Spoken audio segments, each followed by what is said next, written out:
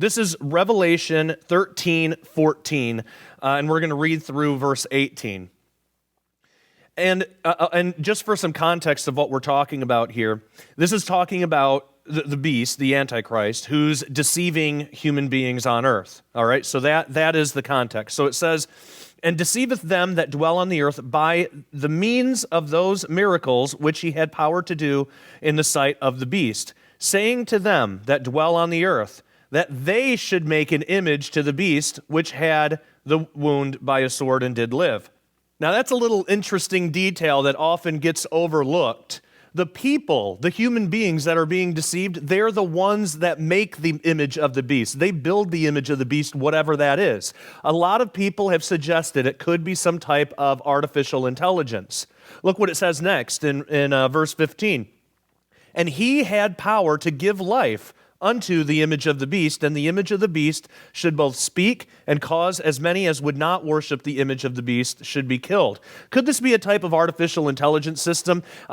Earlier in this chapter, we read about the deadly head wound, and you're probably familiar with the prophecy, although a lot of people interpret it differently. Some say that is possibly a fallen kingdom or something like that. Some take a really literal approach and say that the Antichrist is going to be like stabbed in the head, and then he's going to die, and then he's going to come back to life.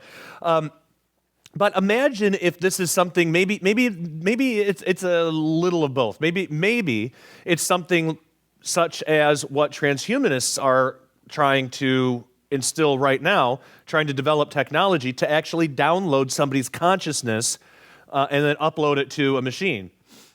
What if it's something like that? What if the image of the beast is really a copy of the Antichrist, a copy of his consciousness that's put into this machine? So it's not the Antichrist exactly, but it's a copy of his consciousness. It's a copy of his brainwaves and everything that we can do and put in a machine.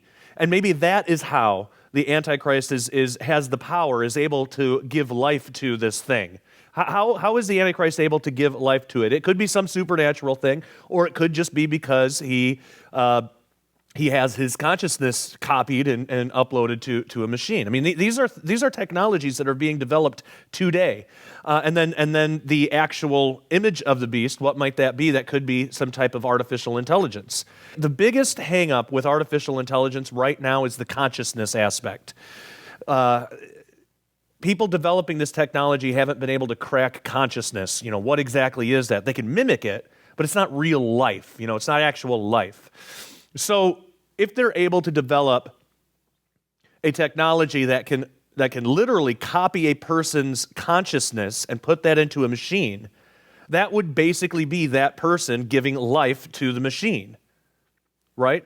Now, it's not the same life that God gives human beings. It's a satanic copy, but nonetheless, it's the enemy creating things in their own image, literally the image of the beast, the image of the Antichrist. Now, I want to look at this article here. Well, before we do, let's read the rest about the mark of the beast here. It says in verse 16, "And he causeth all, both small and great, rich and poor, free and bond, to receive a mark in their right hand or in their foreheads, and that no man might buy or sell, save that he had the mark or the name of the beast or the number of his name. Here is wisdom. Let him that hath understanding count the number of the beast, for it is the number of a man, and his number is 666. Okay, so it's the 666 thing. Now, there have been some that have made the claim that there's a hidden code in here that has to do with like the internet and technology, because if you take this in Hebrew, not Greek, if you take this in Hebrew, every Hebrew letter corresponds to a number. And the number 6 is the letter Vav. Vav is used for English V's and or W's. So in the name Yahweh, we name Yahweh in the Bible for God. Yod He Vav He. So Vav is that W. So what do you get when you put 666 together? You get WWW. So there have been some that said that that's kind of a hint for us, that it might have something to do with the internet or a global type of information, a global type of consciousness. And maybe the internet is going to be used to facilitate some of this stuff. Now, that could be very well true if the image of the beast turns out to be an artificial intelligence, especially if it's an artificial intelligence that's been copied from the Antichrist himself. Take a look at this article. This comes from Yahoo News, and the headline is Amazon Microsoft putting world at risk of killer AI study. So there's been a recent study done, and Amazon, Microsoft, and Intel are among leading tech companies, obviously, putting the world at risk through killer robot development, according to a report that surveyed major players from the sector about their stance on lethal autonomous weapons. Because that's something else, too. If this AI consciousness thing, this image of the beast, if it is facilitated through the internet, it would have access to all the world's weapons. I mean, we would be at its mercy. Now, that might be sold as, look, there's not going to be any more global wars. Nobody can go to war with one another anymore. So we're handing all of our power over to this beast system, but then that could be used against us. It says Dutch NGO PAX ranked 50 companies by 3 criteria: whether they were developing technology that could be relevant to deadly AI, whether they were working on related military projects, and if they had committed to abstaining from contributing in the future. So Frank Slijper, that is a very hard, Sliper, maybe? That's a hard word, hard name to pronounce. But he's the lead author of the report that was published this week, and he said, quote, "Why are companies like Microsoft and Amazon not denying that they're currently developing these highly controversial weapons, which could decide to kill people without direct human involvement," end quote. So the use of AI to allow weapon systems to autonomously select and attack targets has sparked ethical debates in recent years, with critics warning they could jeopardize international security and herald a third revolution in warfare after gunpowder and the atomic bomb. There was a panel of government experts that debated policy options regarding lethal autonomous weapons at a meeting of the United Nations Convention on Certain Conventional Weapons in Geneva on Wednesday. Now, Google last year published guiding principles eschewing AI for use in weapon system, was among 7 companies found to be engaging in what's called best practice.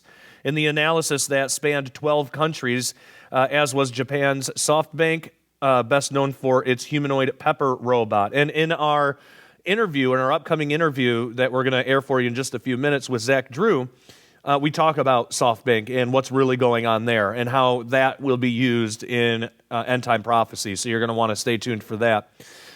22 companies were of medium concern, while 21 fell into a high concern category, notably Amazon and Microsoft, who are both bidding for a $10 billion Pentagon contract to provide the cloud infrastructure for the U.S. military. Others in the high concern group include Palantir, a company with roots in a CIA-backed venture capital organization that was awarded an $800 million contract to develop an AI system that can help soldiers analyze a combat zone in real time.